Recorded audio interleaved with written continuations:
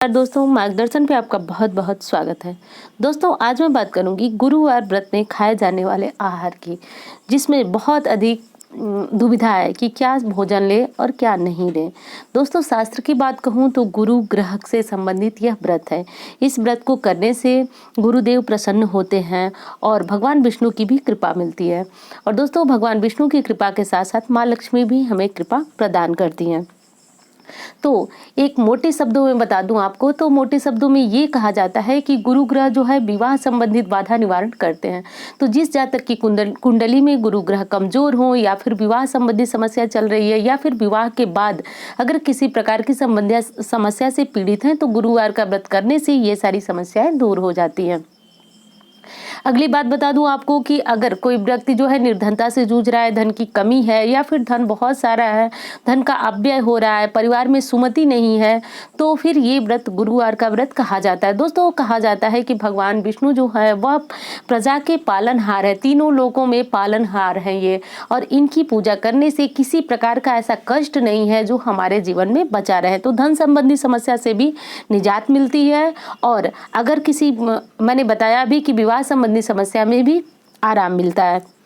अब दोस्तों, बात करूंगी कि इस व्रत को करने के लिए हम शुरू कर देते हैं, व्रत करते हैं, पूजा करते हैं, पाठ करते हैं, पर इसके खान पान संबंधित बहुत सारी दुविधाएं हैं। अब दुविधा मुझे कुछ इस तरह से पता चली है कि आप लोगों के सवालों से, प्रश्नों से मुझे पता चला है। जैसा कि आप सभी अगर मुझे लगातार देखते होंगे तो आपको ज़रूर पता होगा कि मेरे चैनल पर बहुत सारे गुरुवार व्रत से जुड़ी हुई वीडियो हैं, तो उनमें आप लोग प्रश्न करते हैं। दोस्तों, कोशिश करती हूँ कि मैं बताऊँ, पर आप अभी कुछ दिनों से आप देख रहे हैं मेरा स्वास्थ्य ठीक नहीं चल रहा है, मैं आप लोगों के प्रश्नों का बिल्कुल भी जवाब नहीं दे पा रही हूँ, तो इसलिए मैंने ये एक वीडियो तैयार किया है। और दोस्तों, पूरी कोशिश रहेगी कि इस वीडियो में मैं आपकी सारी दुविधा को दूर कर सकूं। अब सबसे पहले बात करते हैं दोस्तों कि गुरुवार व्रत में क्या नहीं खाना चाहिए। इस बात पे बहुत अधिक ध्यान देने वाली है। तो देखिए, नमक सारे, जैसे कि वैभव लक्ष्मी शुक्रवार का व्रत होता है, तो उसमें बहुत सारे भाई बहन हैं जो कि नमक का सेवन करते हैं। बहुत सारे भाई बहन हैं जो कि सिर्फ मीठी चीज, माता का प्रसाद लेकर व्रत रखते हैं। पर गुरुवार व्रत में ये नियम है कि इसमें नमक खा ही नहीं सकते। इस व्रत का यही नियम है दोस्तों, इसमें बिल्कुल भी आपको नमक नहीं खाना है। और अगली चीज जो है वो प्याज और लहसुन। दोस्तों, कि जैसा कि आप जानते हैं कि शुद्ध सात्विक आहार लेना होता है बिना नमक के, और प्याज और लहसुन से बनी हुई चीजें इस व्रत या किसी भी व्रत में हम मना ही करते हैं। तो प्याज लहसुन तो बिल्कुल भी आपको नहीं लेना है। दोस्तों, खट्टी चीजें, खट्टे फल या खट्टी चीज़ें इस व्रत में चढ़ाना बिल्कुल मना होता है। और खट्टी चीज़ें, जैसे कि बहुत सारे हमारे भाई बहन हैं जो कि दही के लिए पूछते हैं। तो देखिए, मैंने भी बहुत ज़्यादा इस बारे में मंथन किया, बहुत ज़्यादा 3 दिनों से ये मेरे मन में विचार चल रहा था कि इस विषय पे मेरा वीडियो जाएगा। मैं बहुत सारे आप लोगों के प्रश्न आ रहे हैं तो मैं बनाऊँगी। तो मैंने भी, जो लोग व्रत रख रहे हैं, या फिर मैंने भी 3 सालों तक ये व्रत रखा हुआ है भगवान विष्णु की कृपा से, 3 सालों तक, और ये व्रत मुझे काफ़ी लाभदायक भी लगता है, अच्छा लगता है। तो अपने अपने पसंद की चीजें हैं। पर अभी भी कुछ ऐसे लोगों से मैंने मिला जिनको ये व्रत बहुत अधिक फलीभूत हो रहा है और वो लगातार ये व्रत कर रहे हैं। तो उन लोगों से पूछा मैंने, तो उन लोगों ने बताया कि वो दही का सेवन करते हैं। तो देखिए, जो चीजें मैं नहीं करती हूँ उसकी सलाह आपको बिल्कुल नहीं दूंगी। मैंने जब व्रत किया था तो मैंने दही का सेवन नहीं किया था, बिल्कुल नहीं किया था।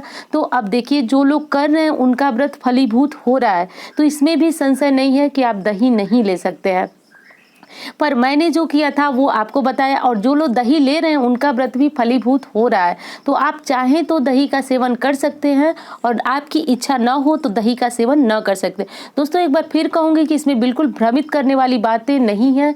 मैंने जो किया और जो मैंने दूसरों को देखा, देखिए, व्रत हम इसीलिए रहते हैं कि हमारा व्रत जो है वह फलीभूत हो सके। तो मैंने देखा उन सफल लोगों को जिन्होंने दही का सेवन शरबत में या लस्सी में किया था, वो लोग व्रत रखते हैं। और एक उनमें से ऐसी मुझे महिला मिली जिन्होंने बताया कि वो हर साल में 16 गुरुवार व्रत रखती है। यानी उनको ऐसा लगता है कि गुरुवार व्रत से जो है उनका बिजनेस जो है वो बढ़ने लगा और उनके जीवन में खुशहाली आ गई। तो ऐसा कुछ नहीं है कि आप दही नहीं खा सकते हैं। अब बात मैं फिर एक और बता दूं कि केला, दोस्तों, केला इस व्रत में इसलिए नहीं लेना चाहिए कि केले की हम पूजा करते हैं। तो सामान्य सी बात है, जैसे अभी अभी आंवला नवमी, अक्षय नवमी आई थी, तो फिर अक्षय नवमी में जब हम लोग आंवले की पूजा करते हैं तो आंवले के पेड़ को क्षति नहीं पहुंचाते हैं, तोड़ते नहीं है, खाते नहीं है। तो इस व्रत में भी यही नियम है कि केले की पूजा करते हैं तो बस साधारण सी बात है कि केला चढ़ाएंगे, केले को दान करेंगे, पर स्वयं उसका भक्षण नहीं करेंगे। अब बात आती है कि क्या चीज़ें हम खा सकते हैं। तो दोस्तों उसमें सबसे पहली बात, सबसे बड़ी दुविधा जो है आप लोगों की, वो आप लोग ये पूछते हैं चाय पी सकते हैं, दूध पी सकते हैं या नहीं। दूध इसलिए आप लोग पूछते हैं, उसमें मैंने पूछा भी कि दूध में इतना ज़्यादा जो है वह क्यों इतना ज़्यादा आप लोग कन्फ्यूज हैं, तो उसमें मुझे पता चला कि दूध को लोग ऐसा बता रहे हैं कि दूध सर्वाहारी है, इसलिए दूध को इस व्रत में लेना मना है। दोस्तों एक चीज़ मैं बता दूं पद्म पुराण की बात, कि 4 चीज़ों से कभी भी आपका व्रत भंग नहीं होता है। दूध, फल, जल और औषधि लेने से, इन चीजों को लेने से कभी भी आपका व्रत भंग नहीं होता है। मैंने भी माना कि दूध सर्वाहारी है, पर शास्त्र में बताया गया है कि फल इतना ही दूध शुद्ध माना जाता है, उसे आप अपने व्रत के आहार में बिल्कुल निश्चिंत होकर के ग्रहण करें। कहीं किसी प्रकार की समस्या नहीं है, तो दूध आप खा सकते हैं, चाय में मिला करके पी सकते हैं, रोटी के साथ जैसे आप खाना चाहे दूध को खा सकते हैं, इसमें कहीं किसी प्रकार की दुविधा नहीं है। इसीलिए मैंने शास्त्र की बात भी आपको बताई कि देखिए अगर कोई बीमार व्यक्ति है और बिना दवा के उसका काम नहीं चल पाता है, उसकी मजबूरी है, तो आप औषधि ले सकते हैं। ऐसा हमारे शास्त्र में बताया गया है कि औषधि से कभी भी व्रत भंग नहीं होता। हाँ, एक स्थिति में हमारा व्रत भंग होता है कि जब हम निर्जला व्रत हैं, बिना जल के व्रत हैं, हमने संकल्प लिया हुआ है कि हम बिना जल के व्रत रहेंगे और उस स्थिति में हमें जल ग्रहण करना पड़ता है, तो फिर भी हम व्रत को भंग होना नहीं कहेंगे। व्रत का फल हमें मिलेगा आधा अधूरा, क्योंकि हमने अपने संकल्प को पूर्ण नहीं किया। और न करने की स्थिति जो है मेरी, वो शारीरिक स्थिति थी। तो दोस्तों हमारा शरीर जो है हड्डी और मांस से बना हुआ है, कब उसकी शारीरिक स्थिति या क्षमता पे निर्भर होते हुए हम अपना कार्य करेंगे। दोस्तों आपने शास्त्र में भी कहा गया है, शास्त्र में भी सुना हुआ है कि कोई भी व्रत दान अपने समय काल परिस्थिति के अनुसार किया जाता है। ध्यान दीजिएगा, कोई भी दान हुआ, व्रत हुआ, अपने समय काल और परिस्थिति के अनुसार किया जाता है। तो जैसी परिस्थितियां हैं उसमें ढल जाने की प्रेरणा जो है हमारा शास्त्र देता है। तो बिल्कुल दूध के प्रति आपको कहीं किसी प्रकार की जो अपने मन में शक संभावना रखनी है वो बिल्कुल नहीं रखनी है। अब बात कर लेते हैं दोस्तों कि क्या खाना आपके लिए सबसे अधिक फलदायी होगा। तो आप गुड़ खा सकते हैं, चीनी खा सकते हैं, आलू खा सकते हैं दोस्तों, और बेसन खा सकते हैं। बेसन में चने की दाल का बेसन हो तो ये सर्वोत्तम होता है दोस्तों। बेसन से बना हुआ मीठा चीला भी आप खा सकते हैं, या फिर चने की दाल को घी में भून करके भी आप शाम को खा सकते हैं। और आलू भी खा सकते हैं दोस्तों। आलू में कहीं किसी प्रकार की समस्या नहीं, आप घी में भून करके बिना नमक का आप चाहें तो ले सकते हैं उसको, और कोई समस्या नहीं है। मूंगफली के बारे में भी हमारे भाई बहन बहुत पूछते हैं कि मूंगफली खा सकते हैं नहीं, तो आप मूंगफली भी ग्रहण कर सकते हैं, कोई दिक्कत नहीं है। साबूदाना खा सकते हैं, साबूदाने की खीर खा सकते हैं। वैसे इस व्रत में अगर आप पीला आहार ग्रहण करते हैं तो ये आपके लिए बहुत अच्छा माना जाता है दोस्तों। पीले आहार में जैसे कि इस समय तो पपीता वगैरह मिल रहा है, पपीता ले सकते हैं, आम ले सकते हैं, लेकिन खट्टे फल जैसे कि अनार हो गया, संतरा हो गया, तो इन सारी चीज़ों को बचा करके रखें दोस्तों। शास्त्र यही कहता है कि जितनी चीज़ें हमने अभी बताया आपको, कि जो चीज़ें हमसे हो सके उतनी चीज़ों को करने से हमारा व्रत जो है वो पूर्ण होता है। और दूसरी और सबसे बड़ी बात, ध्यान दीजिए, दूसरी और सबसे बड़ी बात यह है कि हमारी निष्ठा, देखिए हमारी निष्ठा सबसे महत्वपूर्ण होती है हमारे व्रत को पूर्ण करने में। तो आप जो भी आहार करें वो भगवान विष्णु को सबसे पहले समर्पित करें, सबसे पहले उनको भोग लगाएं। चाहे भले ही आप चाय ही पी रहे हो, मूंगफली खा रहे हो, तो आप पहले सबसे पहले भगवान विष्णु को समर्पित करें दोस्तों। यकीन मानिए आपका भोजन, आपका व्रत का जो आहार है वो अमृत तुल्य हो जाएगा। तो सबसे ज्यादा ध्यान देने वाली जो बात है वो आपको अपनी पूजा पाठ और अपनी आस्था पे ध्यान देने वाली बात है।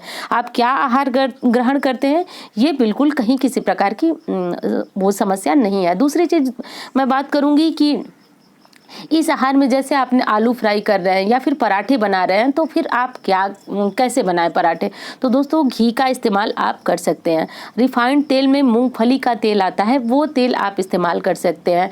और क्योंकि बाकी जितने सारे रिफाइंड तेल आते हैं उसमें ये नहीं कहा जा सकता है कि सरसों का तेल न मिश्रित हो, क्योंकि दोस्तों सरसों के तेल से जो है हमारा व्रत जो है वह टूट जाने का डर होता है, क्योंकि सरसों का तेल जो है वह भोजन मतलब व्रत के आहार में ग्रहण करना शुद्ध नहीं माना जाता है। तो बस इसीलिए रिफाइंड तेल को भी आपको मना किया जाए। हाँ, ये मूंगफली का तेल जो है वो आप अपने व्रत में ग्रहण कर सकते हैं। बटर ले सकते हैं, घी ले सकते हैं, ये सारी चीजें आप अपने घी पराठे वगैरह बनाने के लिए इस्तेमाल कर सकते हैं। अब दोस्तों एक बात और कहूंगी आपसे कि आप जो भी आहार करें वो भगवान को ग्रहण जरूर करें। अब बात करती हूँ कि आपको ये आहार जो मैंने अभी बताया वो भोजन यानी अनाज का आहार आपको कब ग्रहण करना है। तो देखिए, शाम को जब आप व्रत रखते हैं तो शाम को सूर्यास्त के पहले ही, किसी व्रत का नियम होता है कि सूर्यास्त के पहले ही आपको जो अनाज ग्रहण करना है वह सबसे पहले आप साफ शुद्ध होकर के भोजन बनाएं। साफ शुद्ध होकर के भोजन बनाने के बाद सर्वप्रथम वो आहार भगवान को ग्रहण कराएं, यानी भगवान को भोग लगाएं। भोग लगाने के बाद उसके बाद आप क्या करें कि आप स्वयं भोजन करें और कोशिश करें कि रात को खाना वगैरह खाने के बाद, परिवार के सारे काम निपटाने के बाद आप भोजन न ग्रहण करें। आप सबसे पहले भोजन ग्रहण करें, सूर्यास्त के पहले ही ग्रहण करें या सूर्यास्त होने तक ग्रहण कर ले और उसके बाद आप जो है अपने घर के काम में लेंगे। तो इस बात का ध्यान रखें। अब बात करूंगी कि क्या चीजें आपको ग्रहण करनी चाहिए। तो देखिए, सर्वश्रेष्ठ तो यही है इस व्रत में कि आप पीली वस्तुओं का दान करें, पीला भोजन करें, पीला वस्त्र पहने, यानी पीली चीजों का प्रयोग जो जितना भी करेंगे वो आपके लिए अत्यधिक लाभदायक होगा। तो आप चाहें तो तांबे पीतल के बर्तन में भोजन करें और अनाज में देखिए एक अनाज ग्रहण करना चाहिए। हमारे कोई भी हफ्तावारी जो व्रत साप्ताहिक होते हैं उनका ये नियम है कि अगर आप एक व्रत जो है एक अनाज ग्रहण करते हैं तो ये आपके लिए सर्वश्रेष्ठ माना जाता है। तो अगर आप एक अनाज ग्रहण करते हैं तो जैसे कि चने के दाल का आपको भोग जो लगाया हुआ है वो शाम को आप अपने भोजन के साथ जरूर लेंगे। तो फिर हमारी कोशिश यही रहती है, मैंने भी यही किया था कि मैं चने की दाल का बेसन का इस्तेमाल करती थी या फिर चने की दाल को ही घी में भून करके और उसको खा लेती थी। तो आप भी चाहें तो ये काम करें। पर मैंने देखिए जो बातें हैं मैं बिल्कुल स्पष्ट बताऊंगी आपको, बिल्कुल भ्रमित करने वाली कहीं किसी प्रकार की बात, पर मैंने देखा है कि इस व्रत में लोग आटे का भी इस्तेमाल करते हैं। चने की दाल और आटा मिलाकर के, थोड़ी सी हल्दी मिलाकर के भी लोग रोटी और पराठे बनाते हैं और सबसे महत्वपूर्ण बात है कि उनका व्रत भी फलीभूत हो रहा है। तो अब अगर आप इस प्रकार की चीजें करते हैं तो भी कोई संशय वाली बात नहीं है। आप आटे के साथ, मैंने पता किया है, मैंने देखा है कि लोग जो है इतने टाइम से, आपको जैसा कि पता होगा कि गुरुवार व्रत करने वाले हमें बहुत सारे मिल जाएंगे और मेरे पास लगातार फोन आता रहता है लोगों का पूछने के लिए कि कब से व्रत शुरू करें या फिर व्रत में ऐसे हो गया तो क्या ये व्रत मान्य होगा। तो मैंने उन लोगों से भी जानकारी आपके लिए इकट्ठी की तो उसमें पता चला कि लोग आटा खाते हैं और भगवान विष्णु की कृपा से उनके घर में भी जिस कामना के लिए, जिस इच्छा के लिए उन्होंने व्रत किया वो सब उनके पास है। तो दोस्तों अब मैं उम्मीद करती हूँ कि सारी बातें जो है वह बिल्कुल आपके स्पष्ट हो गई। अनाज में अगर आप एक अनाज ग्रहण करते हैं तो शास्त्रोक्त बात यही है कि हफ्तावारी जो साप्ताहिक व्रत होते हैं उसमें एक अनाज ही ग्रहण करना चाहिए, वो भी भगवान को भोग लगाने के बाद। तो अगर आप चाहें तो आटे का इस्तेमाल करें और न चाहें आप अगर बहुत जल्दी अपना जो लाभ चाहते हैं व्रत से तो फिर सिर्फ चने की दाल का बेसन इस्तेमाल करें, पीला वस्त्र पहने, तो फिर ये आपके लिए ज्यादा रहेगा। और दोस्तों उम्मीद करती हूँ वीडियो आपको बहुत बहुत बहुत अधिक पसंद आई होगी। मिलती हूँ इसी तरह की वीडियो के साथ। धन्यवाद।